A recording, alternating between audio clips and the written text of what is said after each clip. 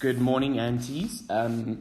So today is actually the last day of analytical, but I've decided to do the lesson like this because there's a little bit more that I need to cover than we have time for in today's single. So you are going to need to obviously start this lesson in today's single, but you will need to dedicate a little bit of time over the next couple of days in the afternoon just to complete all the necessary work for your test. So I'm going to start by going, I didn't give you homework yesterday, but I'm going to start by going over the homework that I allocated the day before. And if you're fine with that homework, because I've sent the memos, then you can skip on. You'll see that where I shared the link, I gave you the timestamp as to where you can fast forward to start actually the lesson that's actually set for today. Okay, so I gave you exercise 4.3, D2 and F. So I'm going to start by going over those. Okay, so exercise 4.3, we're going to start with D2. I'm not writing out the question, so you'll need it in front of you.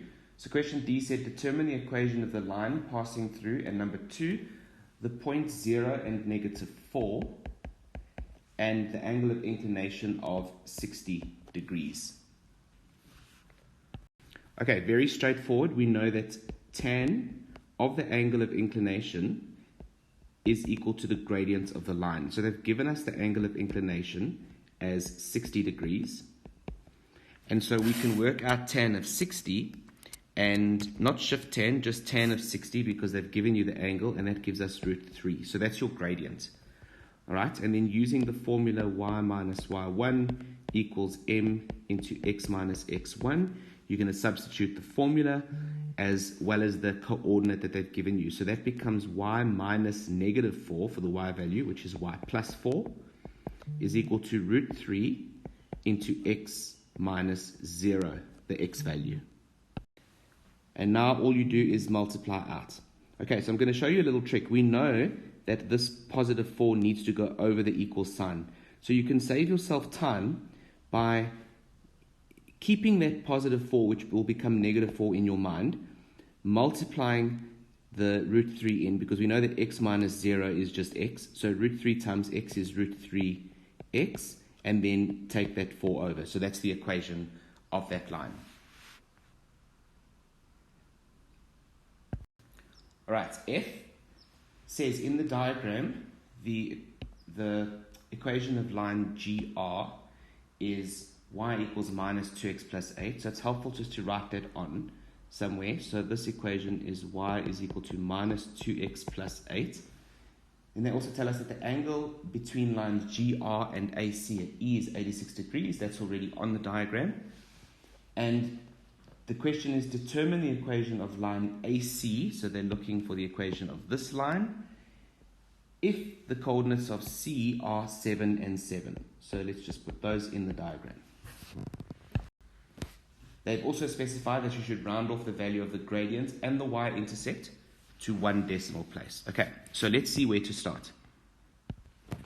In order to work out the gradient of this line, we need the angle of inclination. So I'm going to call that angle of inclination theta. So that's what we're solving for to start with, the gradient of line AC. And so in order to get that, we're also going to need this angle, the inclination of line GR. All right, so let's start with that. So we know that with GR, they've already given us the gradient because the equation is in its standard form. So the gradient of GR is negative 2. So we can straight away say that tan of alpha is equal to the gradient of GR. Okay, so let's substitute what we have. Tan of alpha is equal to negative 2. And here's where we're going to use shift tan. So shift tan of negative 2 gives us negative 63, 43 degrees. And we know that we need to add 180 degrees because it's a negative angle. And we want a positive angle, and that gives us 116,57 degrees. Okay, but they want it to 1 decimal place, so 116,6 degrees. So alpha is 116,6 degrees. And then using angles of a triangle or external angles of a triangle, we know then that theta is equal to alpha minus 86 degrees. Okay, and that's because of the external angle of triangle. Substitute what we have. We've worked out that alpha is 116,6 degrees, and from that we're subtracting 86 degrees. So therefore theta is equal to 30,6 degrees. Okay, so now we have enough information to determine the gradient of AC. Remember, we couldn't work out the gradient of AC on its own because we only have one coordinate. That's why we needed to work out the gradients of GR first and use the angles of a triangle, the external angles of a triangle. Okay, so now tan of theta is equal to the gradient of AC. All right, and now we've got theta. Theta is 30,6 degrees, and then you're working out tan of 30,6, which is 0,59. Okay, and then they also want that to one decimal place. So therefore tan of 30,6 degrees is 0,6. All right, and that's our gradient. So now we can go into our straight line formula, y minus y1 equals m into x minus x1, and substitute this coordinate, 7 and 7, as well as this gradient, 0,6. Okay, so y minus 7 is equal to 0,6 into x minus 7. Okay, so again, I'm going to remember in my head that I need to take that negative 7 over. So whatever I simplify on the right-hand side, I've got to add 7. So y equals 0,6x, and then you're going to multiply 0,6 times the negative 7 that's in the bracket, and you get negative 21 over 5. But then to that, we're going to add the 7 that we've brought from the left-hand side to get 14 over 5. Okay, they wanted the y-intercept to one decimal place as well. So the 14 over 5, you're going to round off to 2,8.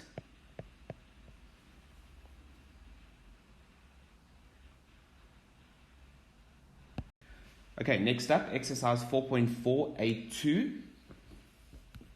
Determine the equation of the line passing through the point negative 8 and negative 1 and parallel to x minus 2y plus 2 equals 0. Okay, so again, remember for any equation, we need to have the gradient and we need at least 1 point, or we need 2 points. But here we can see we're going to be able to work out the gradient. So in this equation, we need to put that into standard form. Okay, that's the other line that they've given us. So I'm going to leave the negative 2y on the left, take over the x and take over the 2. And then divide everything by negative 2. So we're going to get y is equal to, and then negative x over negative 2. The negatives cancel. So it's actually just a half x, okay, which is the same as x over 2. And then negative 2 divided by negative 2 is positive 1. So that means the gradient of our new line that we're looking for is also equal to a half because it's parallel to the line that they've given us.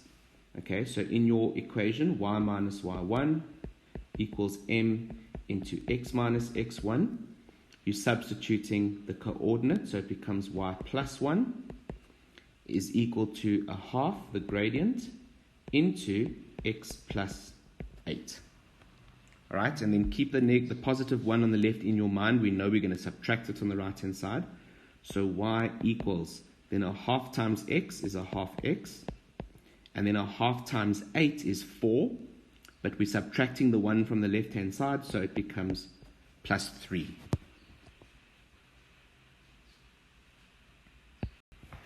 Number 4, determine the equation of the line perpendicular to 3x minus y equals 4 and passing through 6 and positive 4.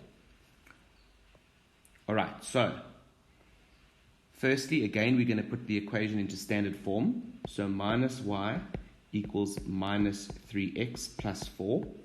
And then divide through by the negative. So that becomes y is equal to positive 3x minus 4. Okay, so now we have the gradient of the line that they've given to us. but we need the gradient of the line that's perpendicular to that. So that means the perpendicular gradient will be the inverse of 3. Now remember, 3 is 3 over 1. So it will become 1 over 3, and we change the sign. Okay, so the original gradient was positive 3. The new gradient is then negative a third. Okay, so going into our straight line formula, I know I write out the formula every time. You don't need to in a test or exam, but I think that by me writing it out every time, you'll end up learning it. All right, so y minus 4, the y value at the point given, is equal to the gradient negative a third into x minus 6. And again, keep the negative 4 on the left in your head. We're going to add that 4 to the right-hand side. So a negative third times x is negative 1 over 3x. And then a negative a third times negative 6 is positive 2, but we need to add that 4, so it becomes positive 6. All right, moving on to C2. They asked us to determine the equation. I'm not going to draw the diagrams. You can look at them in your textbook. So for C2, to determine the equation of CD in each case. Now, if you look on the diagram, they tell us that CD is parallel to AB. So we first have to work out the gradient of AB. And the gradient of AB is equal to, if I work with term B first, so it'll be 3 minus negative 5, so 3 plus 5 at the top. And 2 minus negative 2, so 2 plus 2 at the bottom. Okay, so that becomes 8 over 4, which is positive 2, which means the gradient of line CD is also positive 2 because they're parallel. And then using the coordinate of C, negative 5, negative 3, we can substitute into our y minus y1 formula. And we can substitute y plus 3, the y value, into the gradient of 2 into x plus 5. Okay, keep the positive 3 that's on the left in your mind. We're going to subtract that 3 from the right. So 2 times x is 2x. And then 2 times 5 is 10. But minus the 3 from the left gives us positive 7. Then looking at C4, those two lines are also parallel.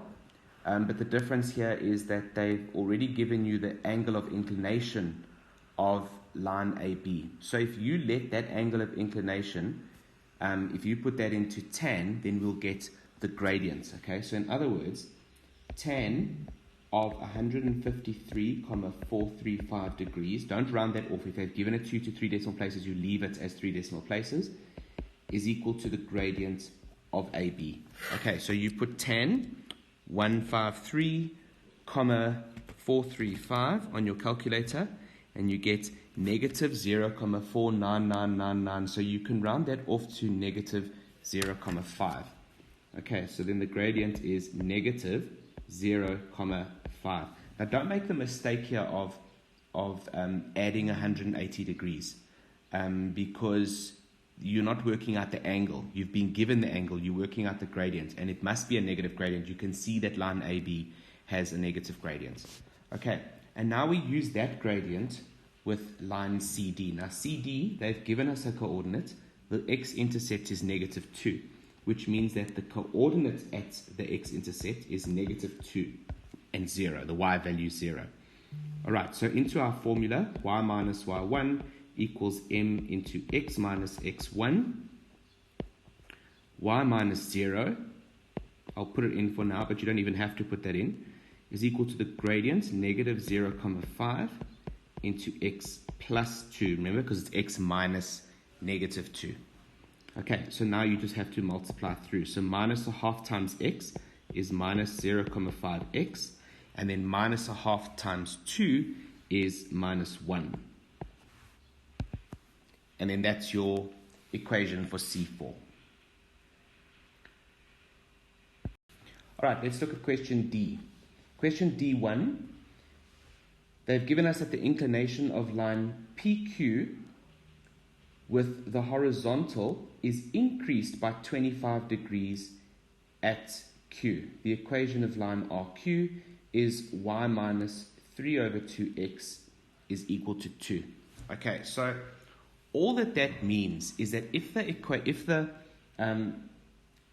the horizontal is increased by 25 degrees at Q, that means that if we had to draw a line horizontal going through Q parallel to the x-axis, it would look like this.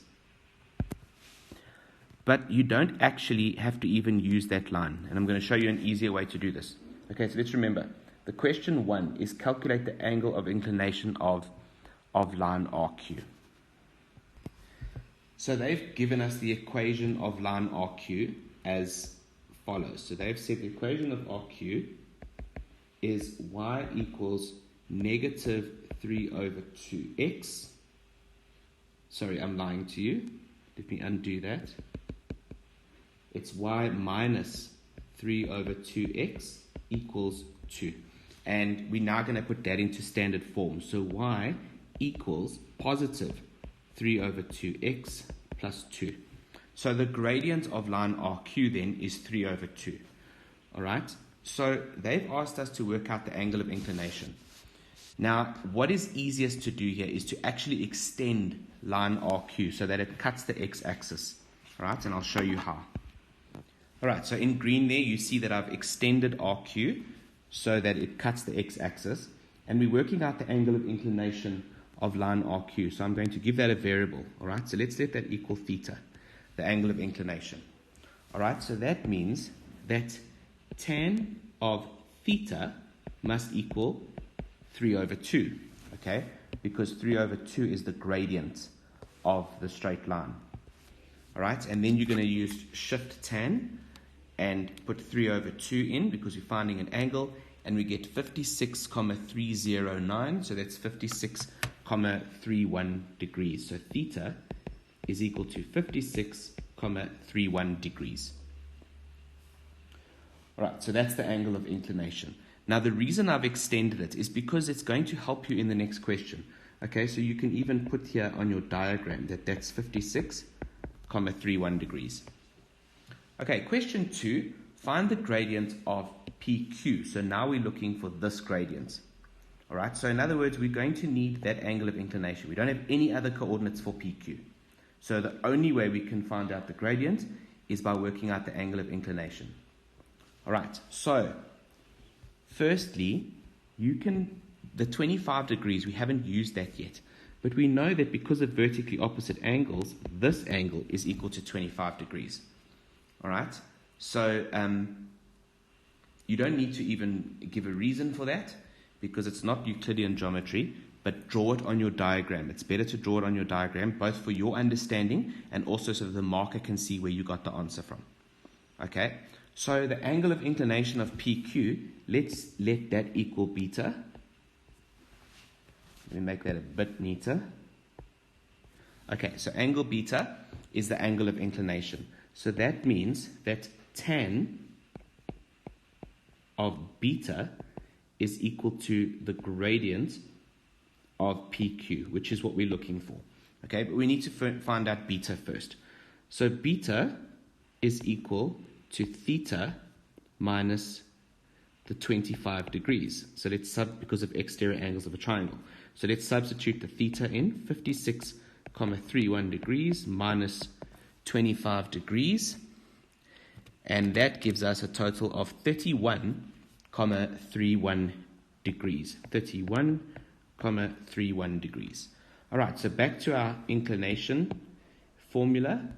We're going to now put tan of 31,31 degrees, and we're going to work that out. Okay, so tan of 31,31 gives us 0,608. They wanted to one decimal place, so therefore the gradient is equal to 0,6.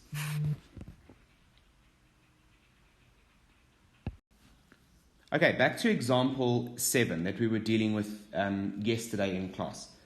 We started it off, so if you didn't catch that, then just look at the video which is on Teams for yesterday, the 6th of July.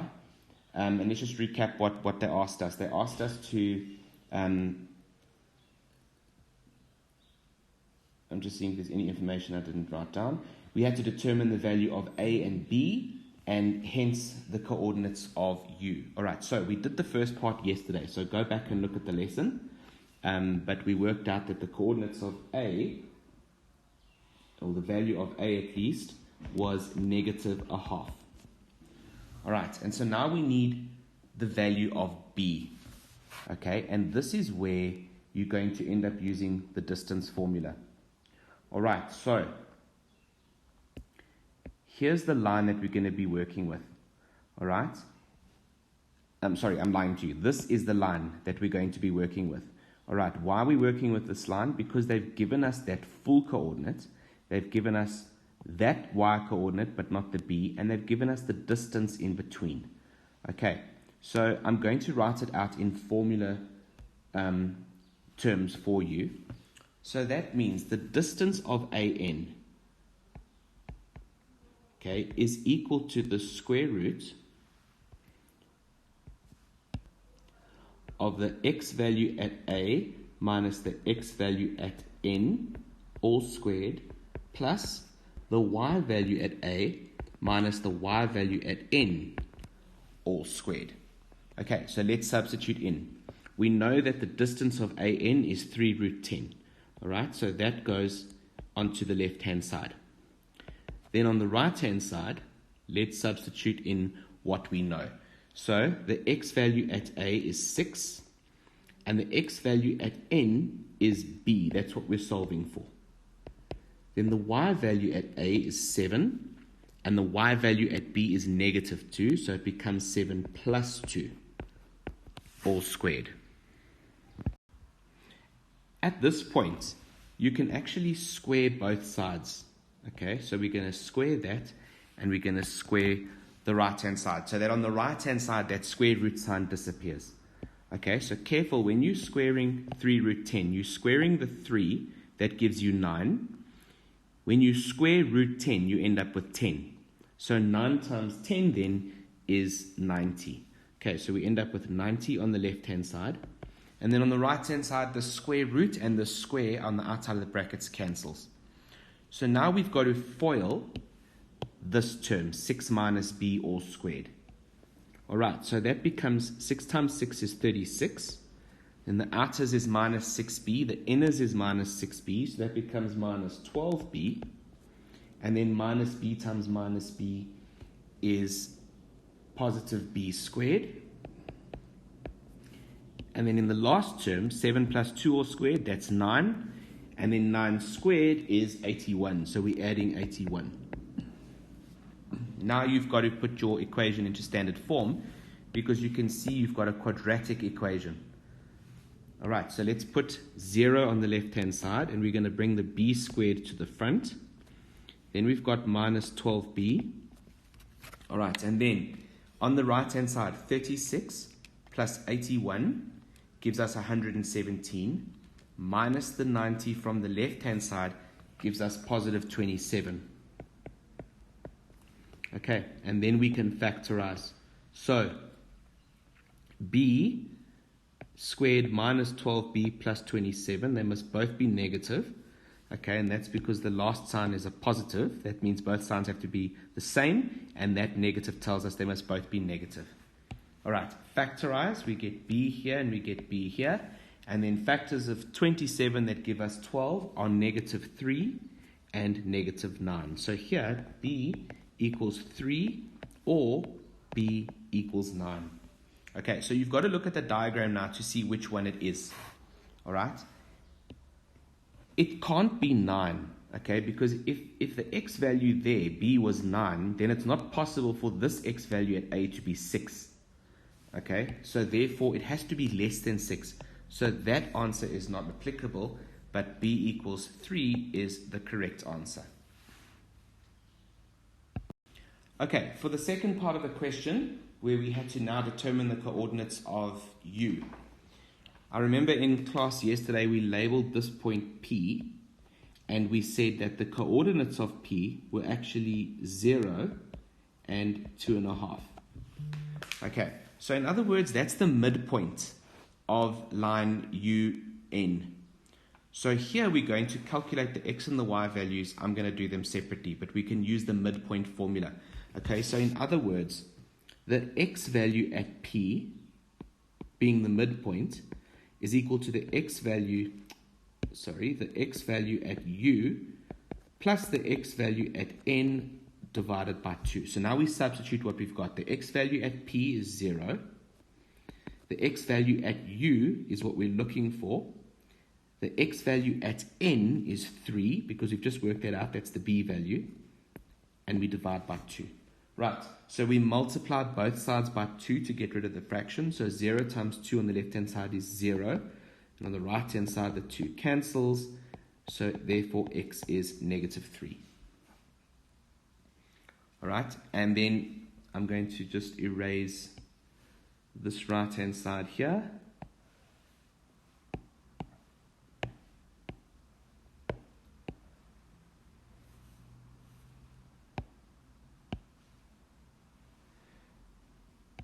All right, so for the y values, we do the same thing. So the y value at P is equal to the y value at U plus the y value at N divided by 2. Okay, so the y value at P is 2.5. The y value at U is y. We don't know what it is. The y value at N is negative 2. And we divide by 2. So multiply both sides again by 2. 2.5 times 2 is 5. That equals y minus 2. So therefore, y is equal to 7 if we take the 2 over. Okay, and they did ask for it in coordinate form. So therefore, u is negative 3 and positive 7. All right, so what you need to do is exercise 4.5. If you want to stop now, you can and do exercise 4.5. I've got a couple more examples that I need to do.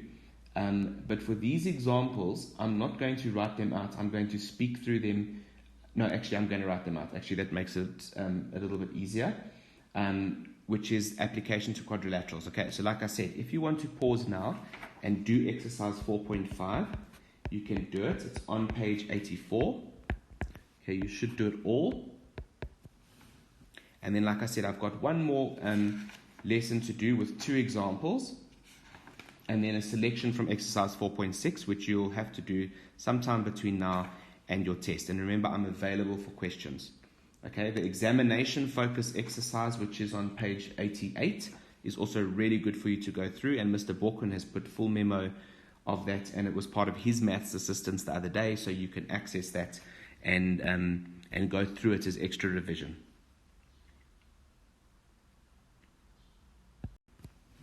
You're also welcome to work through your analytical geometry in tomorrow's double, because tomorrow I think you have a double.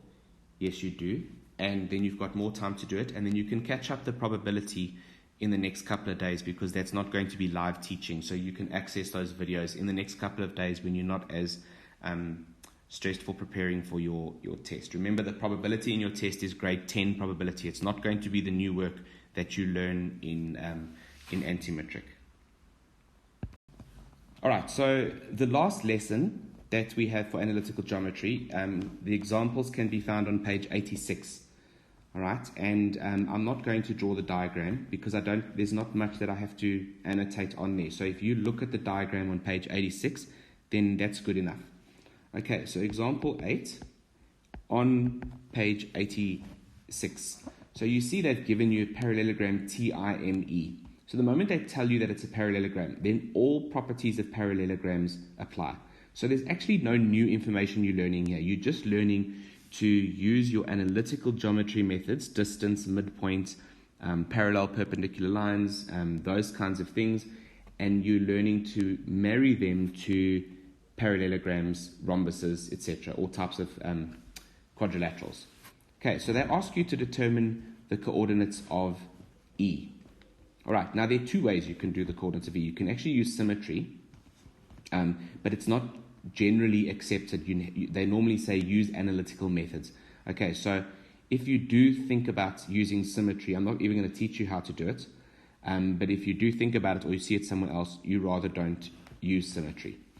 Okay, so the first thing is we can work out the midpoint of TM. They've given us both the coordinates of T and M, so we can work out P, which is the midpoint. How do we know it's the midpoint? Because it's a parallelogram, and in a parallelogram, the diagonals bisect each other. Okay, so the midpoint of TM, which is P, if we add the two x values at point T and M, we get 0 plus 3, and we're going to divide by 2, and then the same for the y values. All right, so the y values will be 2 plus 0, also divided by 2, and then that gives us 3 over 2 for the x value of P, and it gives us 1 for the y value of P. All right, so now we know that P is also the midpoint of IE, okay, line IE. So we can then say that the x value at point P is equal to the x value at point I plus the x value at point E divided by 2. And we can also say that the y value at point P is equal to the y value at point I plus the y value at point E all over 2. Okay, so substitute what you have in. We know that the x value at P is 3 over 2. The x value at I is 5. The x value at E, we don't know. That's what we're solving for, and it'll all be over 2. Okay, so because both the denominators are 2, we can disregard them. All right, so we have 3 equals 5 plus x. If we take the 5 over, we get 3 minus 5 is negative 2, so x equals negative 2. Okay, on the y side, the y coordinate at P we've worked out as 1. The y coordinate at I is 5. The y coordinate at E, we don't know, we're working it out. So we leave it as y, and that's all over 2. So in this case, multiply both sides by 2, and we get 2 is equal to 5 plus y. Take over the 5, 2 minus 5 equals negative 3. Okay, so therefore the coordinates of E are negative 2 and negative 3.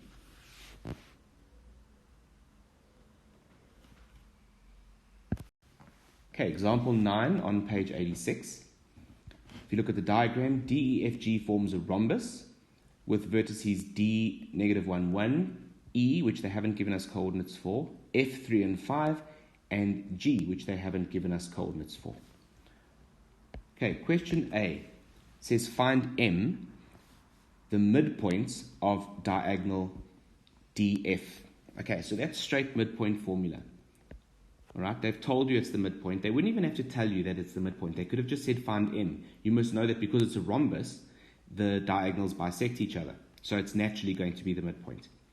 Right, so the value of the x coordinate at M will be the x value at F, which is 3, plus the x value at y, at D, which is negative 1, divided by 2. And then for the y coordinate of the midpoint, it'll be the y value at F, which is 5, plus the y value at D, which is negative 1. And that's also over 2. All right, so this simplifies to 3 minus 1 is 2. 2 divided by 2 is 1. So the x coordinate to the midpoint is 1. And then the y coordinate is 5 minus 1, which is 4. And 4 divided by 2 is 2. So the coordinates of M, the midpoint, are 1 and 2. Part B of example 9 says determine the equation of diagonal EG. Okay, so now if you look at EG, we already have 1 point on EG, which is point M. So we need the gradient. Okay, so the idea now is you need to know your properties of quadrilaterals. And the properties of a rhombus are that the diagonals bisect at 90 degrees. In other words, they're perpendicular to one another.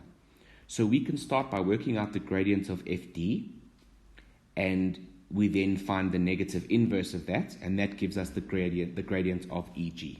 Okay, so let's start. So the gradient of DF is equal to minus 1 minus 5, the difference in the y values at the top, over minus 1 minus 3, the difference in the x values at the bottom. And that gives us negative 6 over negative 4, which simplifies to positive 3 over 2. Okay, now to show you the thinking behind this, that means that 3 over 2, well, let's say the gradient of df times the gradient of eg must equal to negative 1, because we know that they are perpendicular to one another. All right, so we've worked out the gradient of 3 over 2 times the gradient of eg must equal negative 1, so the gradient of eg is equal to negative 2 over 3. Okay, that's the long way of working out the gradient, but I've taught you can just show that you switch the fraction, you invert the fraction, and change the sign. So the gradient of eg is negative 2/3. Okay, we can then go into our straight line formula. Y minus y1 equals m into x minus x1. And we're going to substitute point m that we've worked out already, 1 and 2. So it becomes y minus 2 is equal to the gradient, which is now negative 2/3, into x minus 1. Okay? And then now remember, the negative 2 that's on the left is going to go to the right. So negative 2/3 times x is negative 2/3. Negative 2/3 times negative 1 is positive 2/3. And we're then going to add the 2 from the left-hand side, and we get positive 8 over 3.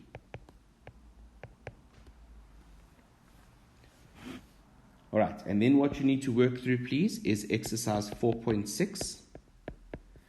And I encourage you to do as many of them as possible. In fact, A to F is really encouraged so that you get good practice with this. By the end of the school day today, I will send you the full memos for exercises that I haven't sent you up until the examination focus exercise. Thank you, aunties, and remember, please contact me if you have any questions or queries that you want assistance with. Oh, and exercise 4.6 is on page 87.